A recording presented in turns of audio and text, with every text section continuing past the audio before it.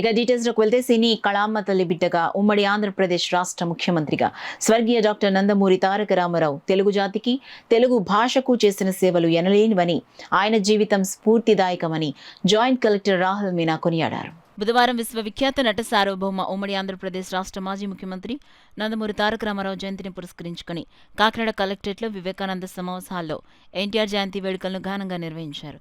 ఈ సందర్భంగా జేసీ రాహుల్ మీనా, డిఆర్ఓ వెంకట్రావు, ఇతర జిల్లా స్థాయి అధికారులు ఎన్టీఆర్ చిత్రపటానికి పూలమాలలు వేసి ఘనంగా నివాళులర్పించారు. తొలుత జిల్లా సమాచార పౌర సంబంధాల శాఖ ఆధ్వర్యంలో నందమూరి తారక రామారావు సినీ రాజకీయ జీవన ప్రస్థానంలోని విశేషాలను ప్రదర్శిస్తూ ఏర్పాటు చేసిన ఫోటో ఎగ్జిబిషన్ను జేసీ, డిఆర్ఓ, హౌసింగ్ పీడీ, ఎన్వీవీ సత్యనారాయణ ఇతర అధికారులతో కలిసి తిలకించారు. అనంతరం బాల్భవన్ విద్యార్థులు ఆల్పించిన మా తెలుగు తల్లికి మల్లెపూదండ పాటతో కార్యక్రమం ప్రారంభం కాగా నందమూరి తారక రామారావు నటించిన పౌరాణిక చిత్రాల్లోని ముఖ్య ఘట్టాలను డీఎస్పీ రావు చేసిన ఏకపాత్రాభినయం అలరించింది. ఈ సందర్భంగా జాయింట్ కలెక్టర్ రాహుల్ మీనా మాట్లాడుతూ ఎన్టీఆర్ అనతి కాలంలోనే చలనచిత్ర రంగంలో ప్రవేశించి తన నటన నైపుణ్యంతో విశ్వవిఖ్యాత నట సార్వభౌమునిగా పేరు సంపాదించారని కొనియాడారు. అంత మాత్రమే కాకుండా 1982లో రాజకీయ రంగ ప్రవేశం చేసి ప్రత్యేకంగా తెలుగుదేశం పార్టీని స్థాపించి సంవత్సరం కాకుండానే ఉమ్మడి ఆంధ్రప్రదేశ్ రాష్ట్ర ముఖ్యమంత్రిగా గెలిచి చరిత్ర సృష్టించారని తెలిపారు.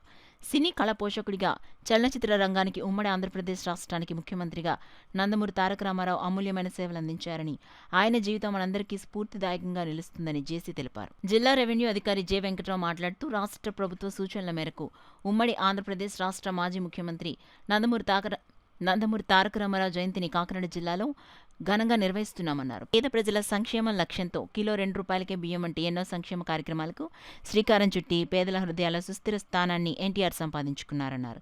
ఆయన జన్మదినాన్ని ప్రభుత్వం అధికారికంగా చేయటం ముదావహమని డిఆర్ఓ తెలిపారు. కార్యక్రమంలో తెలుగుదేశం పార్టీ ప్రతినిధి గదుల సాయిబాబు, వివిధ శాఖల జిల్లా స్థాయి అధికారులు, సిబ్బంది, ఎన్టీఆర్ అభిమానులు పాల్గొన్నారు. మాట్లాడిన తర్వాత పబ్లిక్ క్యాంపెయిన్ చేసిన తర్వాత ఎగ్జాక్ట్లీ గ్రౌండ్ లెవెల్ లో ఏమేమి ఇష్యూస్ ఉన్నాయో అది మనకు తెలుస్తుంది. So that level of compassion వాళ్ళకి ఉన్నాయి. సో మన సైడ్ నుంచి మనం చూసాము that how he rose from the ఇంత హంబల్ బ్యాక్గ్రౌండ్ నుంచి స్టార్ట్ చేసిన తర్వాత he rose up to the level of chief minister. ఆ తర్వాత కూడా వాళ్ళు కొత్త కొత్త స్కీమ్ తీసుకువచ్చారు. ఆ టైం పే గివింగ్ రేషన్ అయితే rice at ₹2 per kg, that was a very far sightedness. So ఇప్పుడు మనము now it become a habitual thing, కానీ స్టార్టింగ్ చేసే టైంలో thinking about such a scheme it was a very major achievement from their side. ఆ తర్వాత poor గురించి వాళ్ళ welfare schemes pension also మనము నౌ ప్రతి మంత్ మనము పెన్షన్ ఇస్తాము రకరకాలకి, కానీ ఆ టైం ఇందిరాగాంధీ సైడ్ నుంచి అదే సెంట్రల్ గవర్నమెంట్ మీద స్టార్ట్ చేసిన తర్వాత పెన్షన్ స్కీమ్ దట్ ఆంధ్రప్రదేశ్ లో తీసుకొచ్చారు. He started that initiative that old people కి, ఆ తర్వాత వీడియో పెన్షన్స్ లాగా గ్రౌండ్ లెవెల్ లో స్టేట్ లెవెల్ కూడా ఇంప్లిమెంటేషన్ చేయాలి, దాని వాళ్ళు ఇనిషియేట్ చేస్తారు. So not just the state, ఈ స్టేట్ లో కంపల్సరీ అదే ప్రతి ఇంటికో వాళ్ళకి తెలుసు. తర్వాత he became a national icon in the sense how he started these initiatives. ఈ ప్రతి ఒక్క ఇనిషియేటివ్ లో బేస్డ్ ఆన్ ద కంపాషన్ వాళ్ళు స్టార్ట్ చేశారు.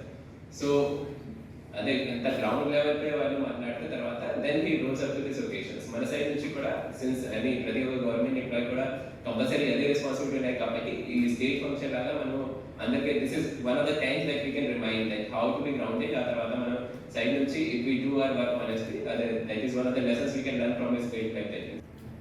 మన ప్రీతమ సంయుక్త కలెక్టర్ గారు, అదేవిధంగా వేదిక మీద ఉన్నటువంటి తెలుగుదేశం పార్టీ నాయకులు సాయిబాబా గారికి, అదేవిధంగా వివిధ విభాగాల నుంచి వచ్చినటువంటి విభాగాధిపతులకు, అదేవిధంగా కలెక్టరేట్ సిబ్బందికి, ఇతరులందరికీ కూడా, ముఖ్యంగా పత్రికా విలేకరులందరికీ కూడా నా హృదయపూర్వక నమస్కారం. మనందరికీ తెలుసు ఎన్టీఆర్ గారు అనేది ఆయన మన జీవితంలో ఒక భాగంగా అయినటువంటి ఒక సన్నివేశం. మా పరంగా ముఖ్యంగా మా తరానికి సుమారుగా ఇప్పుడు 60s లో వస్తున్నటువంటి తరాలందరికీ కూడా 1970 నుంచి 1995 వరకు, అంటే సుమారు 40 సంవత్సరాల పాటు ఆయన యొక్క జీవితంతో కలిసి ఇంచుమించుగా అందరూ ప్రస్థానం చేసినటువంటి సందర్భం. అప్పుడు చూసుకుంటే, నటనలో చూసుకుంటే ఎన్టీఆర్ గారి సినిమా వచ్చిందంటే అది ఒక పెద్ద పండగ. రాష్ట్రంలో పెద్ద పండుగ ఉన్నటువంటి పరిస్థితి నుంచి 1983లో వారు 82 నుంచి రాజకీయాల్లోకి వచ్చి 83లో కూడా రాష్ట్ర పర్యటన జరిపి ఒక మొట్టమొదటిసారిగా రాష్ట్రానికి ముఖ్యమంత్రిగా వారు అధిరోహించడం అనేది ఆ రోజుల్లో ఒక పేరు సంచలనం. రాజకీయంలో వారు రావడమే కాదు, ముఖ్యమంత్రిగా రావడమే కాదు, మనం ఈరోజు మాట్లాడుకుంటున్నటువంటి ₹2 బియ్యం పథకం అనేది ఆ రోజు వారు వచ్చి ఇంట్రడ్యూస్ చేసింది. అదే ఆయన రాజకీయాల్లో ఎన్నో మార్పులు, పెను మార్పులు చేయడంతో పాటు ముఖ్యంగా రెవెన్యూలో అప్పట్లో మండలాలని ఇంట్రడ్యూస్ చేయడంతో పాటు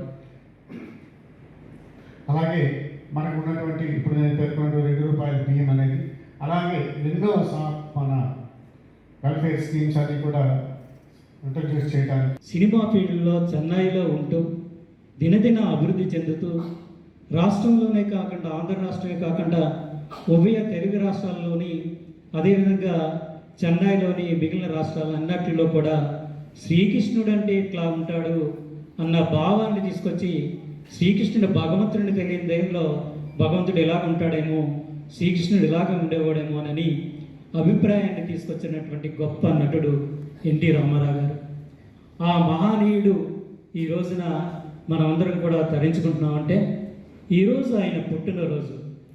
102 సంవత్సరాలు పూర్తయి 103వ సంవత్సరంలోకి అడుగుపెట్టారు ఆయన. అయినా సరే ఈ రోజుని 2-3 తరాల వారు కూడా మనం ఒక తరం కూడా మర్చిపోకుండా ఆయన్ని జ్ఞాపకం చేసుకుంటున్నామంటే ఈ రాష్ట్రం యొక్క అభివృద్ధి కోసం రాష్ట్రంలో ఉన్న పరిస్థితులన్నిటిని కూడా చక్కదిద్దడానికి తెలుగుదేశం పార్టీని పెట్టడం జరిగింది.